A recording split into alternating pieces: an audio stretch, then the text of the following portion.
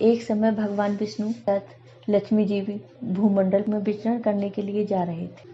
कुछ देर बाद एक जगह पहुंचकर भगवान विष्णु ने लक्ष्मी जी से कहा कि मैं दक्षिण दिशा में जा रहा हूँ और मैं तुमसे न कहूँ तब तक तुम उधर मत आना। तुम यहीं पर ठहरो और मेरा इंतजार करना। विष्णु जी दक्षिण दिशा की ओर चले गए। लक्ष्मी जी ने मन में सोचा कि दक्षिण दिशा में ऐसा क्या है जो भगवान ने मुझे उधर जाने से मना कर दिया है। भगवान विष्णु के पीछे पीछे दक्षिण दिशा की ओर चली गई। दक्षिण दिशा की ओर चलते चलते उन्हें एक सरसों का खेत दिखाई दिया जिसमें खूब फूल लगे थे और फूल तोड़कर अपना श्रृंगार करने लगी। आगे जाने पर उन्हें एक गन्ने का खेत मिला और तोड़कर गन्ना खाने लगे। उसी वक्त वहां पर भगवान विष्णु आ गए और उनसे कहा, मैंने तुम्हें इधर आने को मना किया था पर तुमने मेरी बात नहीं मानी और किसान के बिना पूछे तुमने उसके खेत से गन्ना लिया। तुमने ये अपराध किया है। किसान के घर पर ही 12 वर्ष तक रहना होगा।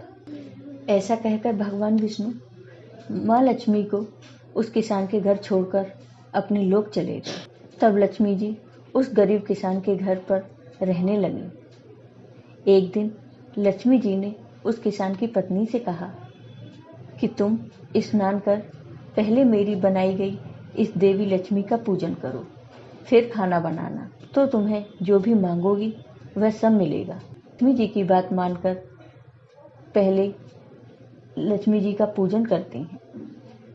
पूजन के प्रभाव से अन्न, धन, रत्न, स्वर्ण आदि से भर जाता है। 12 वर्ष के बाद लक्ष्मी जी के जाने का समय आ गया। भगवान विष्णु लक्ष्मी जी को लेने के लिए किसान के घर आए तो किसान ने लक्ष्मी जी को भेजने से इनकार कर दिया। तब भगवान विष्णु ने किसान से कहा, मैंने इन्हें श्राप दिया था, इसलिए 12 वर्ष तक ये तुम्हारे घर पर रहीं और तुम्हारी सेवा की। अब 12 वर्ष का समय पूरा हो चुका है। लेकिन किसान ने हठपूर्वक कहा, नहीं, अब मैं इन्हें नहीं जाने दूंगा। तब लक्ष्मी जी ने कहा, कल तेरस है, तुम कल घर को लीप पोत कर स्वच्छ रखना, रात्र में घी का दीपक जलाकर रखना और सायंकाल को मेरा पूजन करना और एक तांबे के कलश में रुपए भरकर मेरे लिए रखना। मैं उस कलश में निवास करूंगी, किंतु पूजा के समय तुम्हें दिखाई नहीं दूंगी। इस एक दिन की पूजा से वर्ष भर में तुम्हारे घर से नहीं जाऊंगी। किसान ने लक्ष्मी जी के कहे अनुसार पूजन किया। उसका घर धन धान से पूर्ण हो गया। यह कहकर वह दीपकों के प्रकाश के साथ 10 दिशाओं में फैल गई। इसी वजह से हर वर्ष तेरस के दिन लक्ष्मी जी की पूजा होने लगी।